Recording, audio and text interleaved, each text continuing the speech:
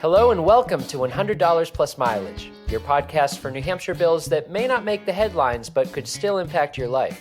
I'm Mike Dunbar, content editor for Citizens Count, and I'm joined by Anna Brown, our organization's director for research and analysis. Anna, I'm not sure how many of our listeners fancy themselves treasure hunters, but for those that do, our topic this week could definitely impact them. That's right. This week we are talking about SB 474, a bill to remove the right to treasure hunt with a metal detector on school grounds. Okay, I have so many questions. To be honest, I didn't even know I had that right, and I'm not sure how I feel about having that right. Well, you might not have it for much longer the way things are going. I'm definitely going to need you to explain this one to me. So, where exactly does granted state law say that I can go metal detecting on school grounds? Pretty sure I've never seen that in the New Hampshire Constitution. Well, there is a right to revolution, so you never know what you might find in our Constitution. But no, not a constitutional right. We're talking about a state law, New Hampshire RSA 227-C:12, in case any of you are frantically running to get your huge encyclopedia of state laws. It states in part that treasure hunting with metal detectors is allowed on beaches, athletic fields, school grounds, perimeters of cemeteries, unpaved roads, within 25 feet of picnic tables and park pavilions, and currently used dumps. The legal use of metal detectors and dowsing rods is part of a larger law that regulates archaeological investigations and historic resources. So oddly specific. Okay, I'm definitely intrigued now. There's got to be a story behind this. When did all this come about? Well, RSA 227-C dates back to the 1980s. Metal detecting goes back a lot farther. One of the earliest metal detectors was invented by Alexander Graham Bell in 1881 to locate a bullet lodged in President James Garfield's chest after he was shot. The technology developed in the decades following, with significant developments spurred by World War II, and the hobby rose in popularity among recreational treasure seekers in the 60s and 70s. Around this time, lawmakers became concerned with the potential impact on archaeological sites and cultural heritage. So, on the federal level, Congress passed the Archaeological Resources Protection Act of 1979, which restricts metal detecting on federal lands. And around this time, New Hampshire chose to clarify its own laws on the subject as well. This keeps getting more and more fascinating. I can see how metal detecting could have proponents and detractors, where it's a great way to get outside, but also needs to be regulated to prevent having genuine historical artifacts made off with. But the issue here isn't about artifacts. Why don't you tell us about this bill specifically? This year, Senator Carrie Gendro, a Republican from Littleton, introduced SB 474, a bill that would strike athletic fields and school grounds from the list of legal metal detecting locations allowed under state law. During the most recent hearing on SB 474, Senator Gendro acknowledged the rising popularity of metal detecting and the excitement treasure seekers can feel when they discover a lost item. However, she testified that student athletes have been injured on fields in Colebrook where treasure seekers have failed to properly fill the holes back in after digging for buried artifacts. Therefore, she believes the law should be changed to exclude athletic fields and school grounds from the list of allowed areas. Okay, somehow I didn't see the issue being that people weren't filling the holes back in.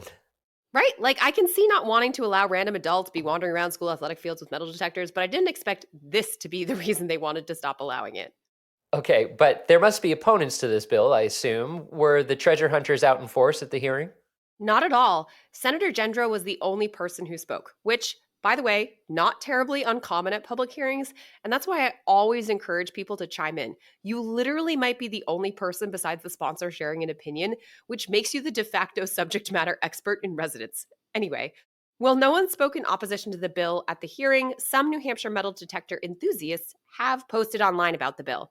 They argue that uncovered holes can be a hazard anywhere, not just athletic fields. Treasure hunters might in fact make fields safer by removing dangerous metal objects like nails. Okay, fair point. In general, defenders of the metal detecting hobby argue that enthusiasts contribute to the understanding of local history and culture. Every year, there are stories of discoveries made by these treasure hunters. One heartwarming example came late last year when a treasure hunter on North Beach in Hampton discovered a 1968 Manchester Central High School class ring engraved with initials. He was able to find the original owner and reunite her with the ring, which she had lost 55 years previous. All right, this debate has me totally hooked. Hopefully, our listeners found this as interesting as we have. Do you have an opinion about this bill? It has passed the Senate, but it has yet to have a hearing scheduled in the House.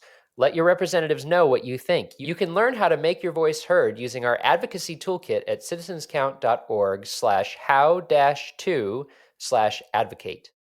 And with that, it's time for our fun fact segment, Only in New Hampshire. Honestly, this whole episode could have been an Only in New Hampshire segment, but what have you got for us, Anna? Hopefully something metal detector related? Yes, one example of metal detecting leading to a real archaeological insight is the discovery of the Mystery Stone or Mystery Hill Stone in Salem, New Hampshire. This stone, also known as American Stonehenge, is a 4-foot tall, egg shaped stone with inscriptions and carvings of symbols, animals, and a human face.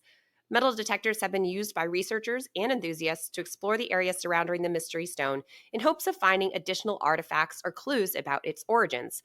While the stone's exact age and purpose remain a subject of debate among historians and archaeologists, it has certainly intrigued visitors and researchers for decades, adding an element of mystery and fascination to New Hampshire's historic landscape.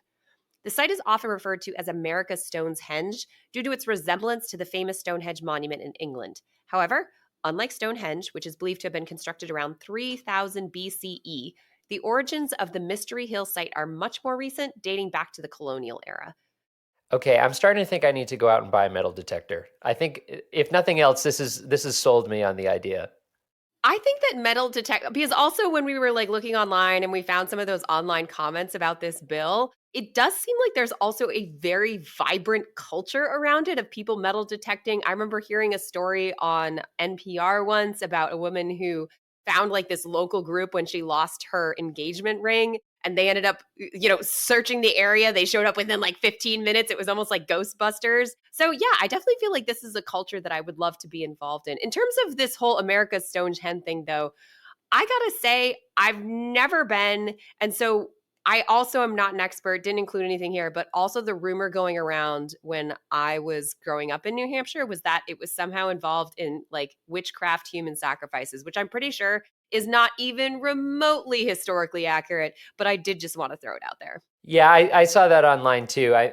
There's some kind of big tablet there, and people were like, "Oh, this is where they did human sacrifices," and someone else is like, "Yeah, actually, that's like where they like made soap or something like that." Like, Very similar. We'll leave that. Very similar. Yeah. Although, if you've seen the movie Fight Club, I'll just leave it at that.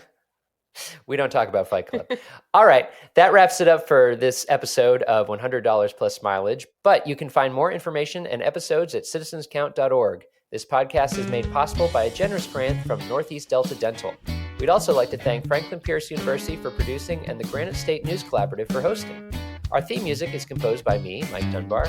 And lastly, we thank you for giving us a listen and thinking about how you can be part of what makes New Hampshire by the people, for the people.